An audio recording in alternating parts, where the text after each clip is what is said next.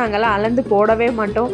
குத்து மதிப்பாக நாங்கள் என்னன்னு நாங்கள் போட்டுருவோம். அப்புறம் நானும் என் ஹஸ்பண்டும் சாப்பிட உக்காந்துடலாம் அப்படின்னு சொல்லிட்டு சாப்பிட உக்காந்துட்டோம்.